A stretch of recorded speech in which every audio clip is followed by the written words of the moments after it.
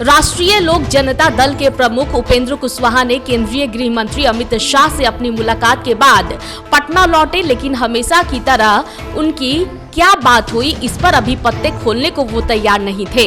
उन्होंने कहा कि हमारी मुलाकात हमेशा से जरूर हुई, लेकिन अभी ऐसी स्थिति नहीं है कि उनकी मुलाकात के दौरान जो बातें हुई उसको मीडिया के सामने रखी जाए। हमारी मुलाकात कल माननीय गृह मंत्री और भारतीय जनता पार्टी के वरिष्ठ नेता श्री अमित शाह जी से दिल्ली में हुई है, और जब मुलाकात हुई है तो निश्चित रूप से कुछ तो बात हुई ही होगी। मुलाकात ही होती है बात के लिए, तो बात हुई होगी, लेकिन बात क्या हुई नहीं हुई अब इसके बारे में आप लोग अटकल लगाने के लिए स्वतंत्र हैं। क्या बात हुई मुझको जब आवश्यकता महसूस होगी तब हम आपको बताएंगे। कौन सी बात बताएंगे, कौन सी बात नहीं बताएंगे, यह मेरे ऊपर है, इसलिए आप सब लोगों से आग्रह है कि मेरे ऊपर रहने दीजिए। इस पर तो हमने कई बार कहा है कि श्री नरेंद्र मोदी जी के समक्ष कम से कम 2024 में तो कोई चैलेंज नहीं है। जहाँ तक नीतीश जी के प्रयास का सवाल है, पता नहीं किस रूप में आप लोग उनके प्रयास को देखकर चर्चा करते हैं। क्या नया था उसमें? जाकर के मिले कुछ लोगों से, मिलने के बाद मीडिया से जब मुखातिब हुए उस वक्त सिर्फ वही लोग थे, उन्हीं पार्टियों के नेता थे जिन पार्टियों के साथ बिहार में नीतीश जी होते हैं, कांग्रेस, आरजेडी, जनता दल यूनाइटेड। तो इतने लोग तो यहाँ भी बिहार में भी होते हैं नीतीश जी, तो इतने लोग जिनका महागठबंधन कथित रूप से बिहार में चल रहा है, तो उसी की मीटिंग दिल्ली में जाकर उन्होंने कर दी। इसमें क्या नया है? कुछ भी नया नहीं। बिहार तेली साहू समाज के अध्यक्ष पद का चुनाव शुरू है और इस बीच अध्यक्ष पद की दावेदारी के लिए डॉक्टर यूपी गुप्ता ने नामांकन किया है। पटना के महाराणा प्रताप हॉल में पत्रकारों से बात करते हुए डॉक्टर यूपी गुप्ता ने कहा कि मुझे लगता ही नहीं है कि मेरे विपक्ष में कोई खड़ा है। आज नीचे करना अध्यक्ष पद के लिए हमारी पूरी टीम नॉमिनेशन के लिए जा रहा है। मुझे दिखता ही नहीं है हमारे विपक्ष में कोई आ रहा है, ऐसा दिख नहीं रहा है। सर आपका बदलाव की यहाँ तक बात है, पूरे समाज बदलने की मूड में है, और मैं समझता हूँ कि हमारी जितनी भी टीम है सबके सीने में आग लग चुकी है बदलाव के लिए। ईमानदारी से हमारी टीम में सब अच्छे लोग शिक्षाविद लेकर के IAS, IPS, जलाबे, इंजीनियर, डॉक्टर, प्रोफेसर, सब लोग अच्छे अच्छे टीम में आ गए, एडवोकेट भी हैं। तो मैं समझता हूँ कि सबका भला होगा और पूरे समाज को बदलने की जज्बा लोगों में है। आगे जो हो, अभी तो नॉमिनेशन सर इसके बाद पहला क्या कार्य होगा सर आपका? जीत के बाद सबसे पहले संगठन में काफ़ी बदलाव की जरूरत है। वहाँ के बायलॉज में काफ़ी परिवर्तन की जरूरत है।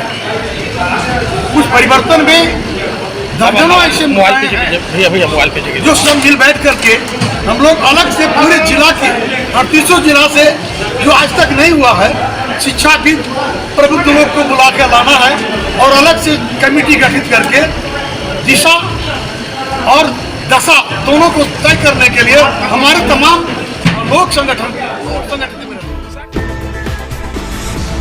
पैरामेडिकल, फार्मेसी, मैनेजमेंट एवं नर्सिंग कोर्स करने के इच्छुक छात्रों के लिए छात्रवृत्ति का सुनहरा मौका है। छात्र छात्राओं को यह मौका SK Mandal group of institutions Patna scholarship परीक्षा 2023 के जरिए मिल रहा है, जिसके अंतर्गत पैरामेडिकल, फार्मेसी, नर्सिंग एवं व्यावसायिक पाठ्यक्रम में निःशुल्क नामांकन सह प्रशिक्षण हेतु SK Mandal group of institution Patna के अंतर्गत संचालित सभी संस्थानों में छात्रवृत्ति परीक्षा का आयोजन किया जा रहा है। सरकार के मानक के अनुरूप स्थापना की गई है सभी संस्थानों की, और सभी संस्थानों को सरकार के सभी सक्षम प्राधिकार से मान्यता प्राप्त है। Krishna institute of paramedical science Purnia, Krishna institute of higher education Muraliganj Madhepura, Vidyapati institute of higher education Dalsinghsarai Samastipur, Krishna institute of nursing and paramedical science Singhiyakhurd Samastipur, Krishna institute of IT and management Singhiyakhurd Samastipur, Krishna institute of higher education Patna. इन सभी संस्थानों का संचालन SK Mandal group of institutions Patna के द्वारा किया जा रहा है। इन सभी संस्थानों में नामांकन के लिए सत्र 2023 में हम लोगों ने एक राष्ट्रीय स्तर पर प्रवेश परीक्षा का आयोजन किया है, जो परीक्षा 30 अप्रैल को संचालित की जाएगी। इस प्रवेश परीक्षा में फॉर्म भरने के लिए आवेदन जमा करने की अंतिम तिथि जो है 23 अप्रैल निर्धारित की गई है, जो 2-3 दिन टाइम अभी बचा हुआ है, 2-3 दिन। ये 23 अप्रैल को इसकी अंतिम तिथि के दिन तक ऑनलाइन के माध्यम से या किसी भी संस्थान में ऑफलाइन के माध्यम से आवेदन जमा की जाएगी। 30 अप्रैल को जिन छात्र छात्राओं के द्वारा आवेदन फॉर्म जमा किए जाएंगे वो परीक्षा में सम्मिलित होंगे। उस परीक्षा का रिजल्ट प्रकाशित की जाएगी 10 मई तक, और 15 मई को सभी संस्थानों में काउंसलिंग के माध्यम से उन छात्र छात्राओं का नामांकन लिए जाएंगे।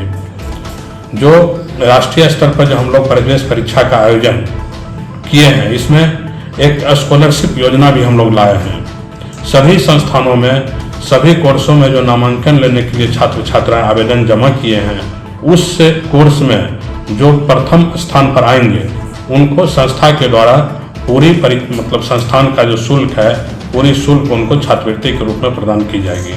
और जो द्वितीय स्थान पर आएंगे उस कोर्स में, उसको आधे फीस के रूप में, आधा फीस जो है छात्रवृत्ति के रूप में संस्था के द्वारा दी जाएगी। ये छात्रवृत्ति योजना हम लोगों ने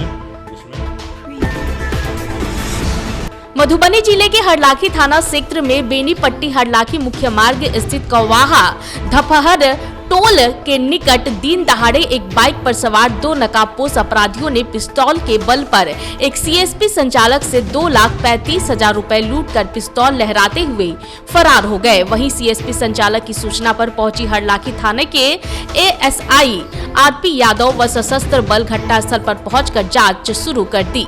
गाँव से कैश लेके जा रहे थे बड़ी, तो वहाँ से निकल करके 2,43,000 रुपया बैग में था। बहुत सारा कस्टमर का पासबुक भी रहता था, उसमें चेक बुक था, दोनों मोबाइल था, मेरा बड़ा वाला छोटा वाला, गाड़ी का चाबी भी पिस्तौल के दिखाया है, एक बार मारा भी, एक उनका उसको छीन के लेके भाग गया। 2 आदमी था बैग में सवार। क्या करते हैं आप सब? PNB का CSP चलाते हैं। कहाँ पे? बड़ी। किस बैंक से पैसा छुड़ा के आ रहे थे? PNB गाँव से। कितने की संख्या में अपराधी था? 2 आदमी था, एक बैग पे 2 आदमी थे। अपराधी की पहचान? नहीं था वो सब, गाड़ी पे नंबर प्लेट भी नहीं था। कितने बजे की घटना है? लगभग 3:30 बजे। आज से 4 साल पहले भी मेरे साथ घटना हुआ था, 2,25,000 रुपया का। मधुबनी जिला मुख्यालय जिस प्रखंड में स्थित है, वहीं रहिका प्रखंड कार्यालय से महज चंद कदमों की दूरी पर यानी कि रहिका चौक पर लगातार 8-10 दिनों से नल का जल का पानी लीकेज रोकने के दिशा में ना तो स्थानीय जनप्रतिनिधि ही और ना ही जवाबदेह सरकार के जवाबदेह कर्मचारियों के द्वारा ही कोई पहल किया जा रहा है। बताते चले कि जैसे जैसे गर्मी की तापमान बढ़ती जा रही है, पूरे जिले में गर्मी एवं लू का वेग चल रहा है। 10 से 11 दिन से लीकेज है। लीकेज के कारण कतौ न कतौ बाट बटोरे के दिक्कत होते थे। दिक्कत है, सबके दिक्कत पब्लिक तक के दिक्कत। कि प्रखंड के कोनो भी कर्मचारी के सूचना गेलै है? विभाग से गेल छलै, लेकिन वो आइ के देखल के कतेक दिन भऽ गेलै विभाग के एला देखला?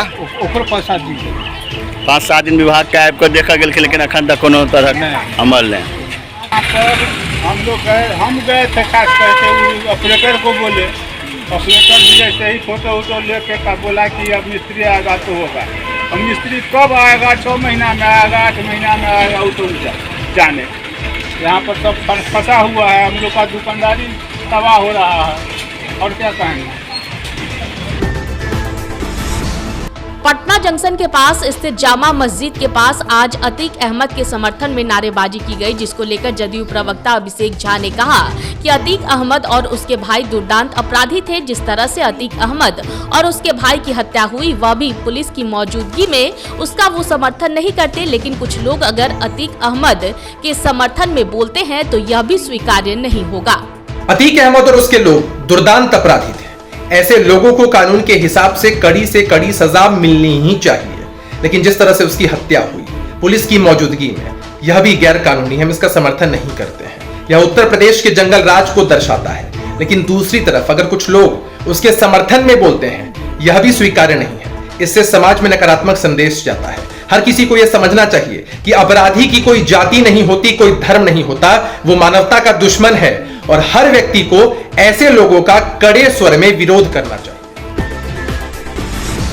राजधानी पटना में आए दिन जाम की समस्या बनी रहती है, जिसके कारण कई लोगों के ट्रेन फ्लाइट छूट जाते हैं। तो वहीं मरीजों को भी हॉस्पिटल तक पहुंचने में काफी समस्याओं का सामना करना पड़ता है। वहीं लोगों को ऑफिस पहुंचने में भी लेट हो जाती है, जिसके कारण कई तरह की समस्याएं उत्पन्न होती है। जिसको देखते हुए आज ट्रैफिक एसपी पटना एवं डीटीओ तथा ई रिक्शा ऑटो चालक संघ के साथ एक बैठक की गई, जिसमें कई प्रस्ताव रखे गए। IGIMS मोड़ से IGIMS के अंदर परिसर तथा आसपास के क्षेत्र में 500 ई रिक्शा रखने के बाद शहर आपका भी शहर है, हो सकता है कि हम लोग का ना भी हो, घर यहाँ नहीं, हम लोग चले जाएंगे पोस्टिंग के बाद, लेकिन आप ही का शहर है, तो हम सबको मिलकर इस शहर को सुधारना है। इसके लिए हम लोगों ने आपस में विचार विमर्श करके और कुछ रूट का निर्धारण किया है। एक तो ऑटो का रूट निर्धारित किया गया है और दूसरा ई रिक्शा का रूट निर्धारित किया गया है। ई रिक्शा के कुछ रूट को प्रतिबंधित भी किया गया है। ये जस्ट एक प्रस्ताव है जिसे मैं पढ़ देता हूँ। जैसा कि सर ने बताया, आप इसमें अपना विचार दे सकते हैं और ये संशोधित हो सकता है, इसमें परिवर्तन किया जाएगा। ठीक है।